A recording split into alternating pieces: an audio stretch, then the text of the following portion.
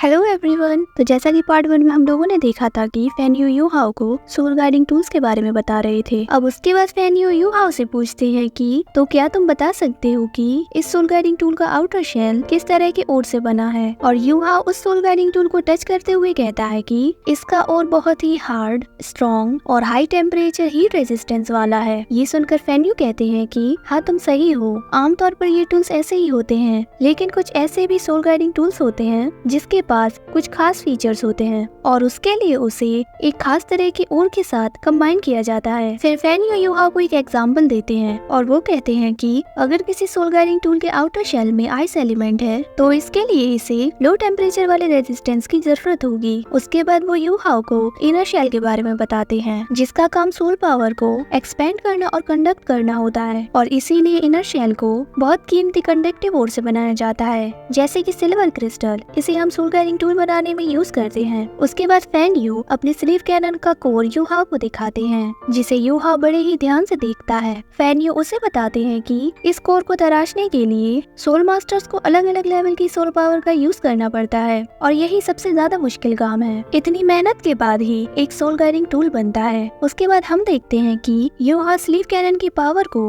अपने दोस्तों को दिखा रहा था। उसके बाद वो उन सभी को बताता है कि ये स्लीव कैनन और सूगी क्रॉसबो काफी सिमिलर है, बस इनका एक्टिवेशन सिस्टम थोड़ा अलग है। अगर हम सोल गाइडिंग टूल और तांग क्लैन के वेपन्स को कंबाइन कर ले तो हम और भी पावरफुल वेपन्स को बना सकते हैं। तभी मेवे कहते हैं कि मैंने भी ऐसा ही सोचा था, लेकिन हम कभी भी मास्टर फैन यू के स्टूडेंट नहीं बन पाए और जबकि तुम तो सिर्फ 3 महीने में ही बन गए। उसके बाद तांगिया कहती है कि master fan you soul guide division के टॉप लेवल के जीनियस है और वो अकेडमी की हिस्ट्री में लेवल 9 का सोल गाइड मास्टर बनने वाले पहले इंसान है। उसके बाद तांगिया यू हाओ से कहती है कि अब तांग क्लैन को आगे ले जाने की जिम्मेदारी तुम्हारी है। उसके बाद सीन शिफ्ट हो जाता है और हम यू हाओ को देखते हैं जो कि तांग सान के स्टैचू को देख रहा था और वो तांग क्लैन की रिस्पॉन्सिबिलिटी लेने के लिए पूरी तरीके से रेडी था। वो सोल गाइडिंग टूल को अच्छे से सीखने का फैसला करता है। अब अगले दिन फैन यू हाओ से कहते हैं कि एक top level soul guide master बनने के लिए तुम्हें सबसे पहले एक अच्छा ब्लैक स्मिथ बनना पड़ेगा। उसके बाद फैन यू हाओ की हेल्प करते हैं। यू हाओ अपनी क्लास कंप्लीट करने के बाद तुरंत सोल गाइड डिवीजन में आ जाता था। अब हम देखते हैं कि यू हाओ सोल गाइडिंग टूल से जुड़ी थोड़ी थोड़ी चीजों को सीखने लगा था,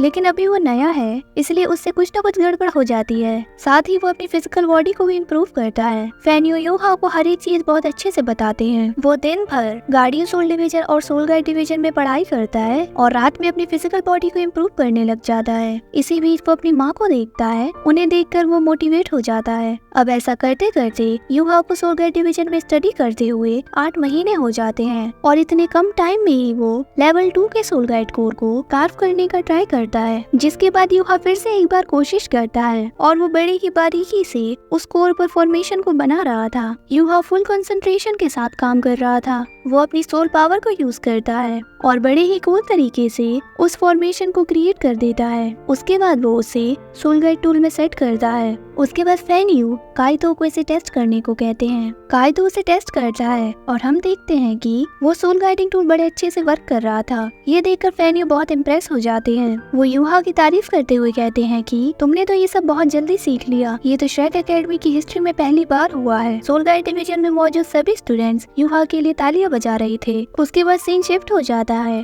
और हम फैन यू का ऑफिस देखते हैं। फैन यू हाओ और काइतो को अपने ऑफिस में लेकर आए थे। काइतो यू हाओ से कहता है कि यू हाओ तो बड़ी तेजी से ग्रो कर रहा है, ये देखकर तो मैं नर्वस हो गया हूँ। जिस पर फैन यू कहते हैं कि हालांकि यू हाओ फॉर्मेशंस बनाने में टैलेंटेड हो, लेकिन उसकी सोल पावर बहुत कम है। अब आगे सुपीरियर फॉर्मेशंस को बनाने के लिए उसे उसकी सोल पावर को बढ़ाना होगा। उसके बाद वो यू हाओ से कहते हैं कि अब जबकि तुम्हारी सोल पावर लेवल 20 तक पहुँच गई है तो मैं तुम्हारे साथ जिंगदा फॉरेस्ट में जाकर तुम्हारे लिए एक सूटेबल सोल रिंग ढूंढने में तुम्हारी मदद करूंगा। जिस पर यू हाओ कहता है कि मैं फ्रेशमैन एग्जाम का चैंपियन बना था तो रिवॉर्ड के तौर पर अकेडमी मुझे इसमें हेल्प करेगी। आप रिसर्च करने में बिजी रहते हो इसलिए मैं आपको परेशान नहीं करना चाहता। उसकी बातें सुनकर काइतो उससे कहता है कि तुम्हें इतना ज्यादा शर्माने की कोई जरूरत नहीं है। अगर तुम्हें कभी भी कोई जरूरत पड़ती है तो तुम हमें बता सकते हो। उसके बाद फैन यू कहते हैं तो ठीक है, अब तुम जाकर आराम करो। उसके बाद सीन शिफ्ट हो जाता है और हमें यू हाओ की क्लास को दिखाया जाता है जहाँ पर मिस ज़ाओई सभी से कहती है कि आज तुम्हारी स्कूल ईयर का लास्ट दिन है। तुम सभी ने इस साल बहुत मेहनत की है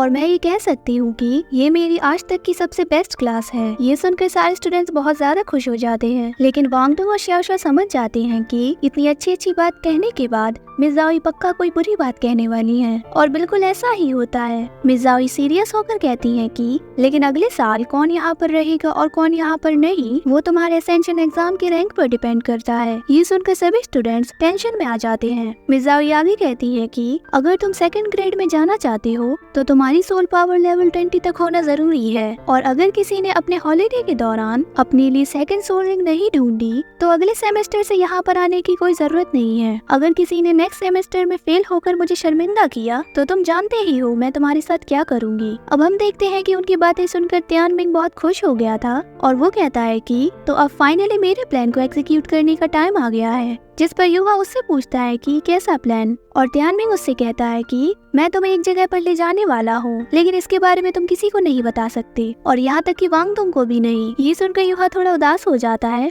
और इसी के साथ ही वाला एपिसोड खत्म हो जाता है। अब हम मिलेंगे नेक्स्ट एपिसोड में। Bye bye.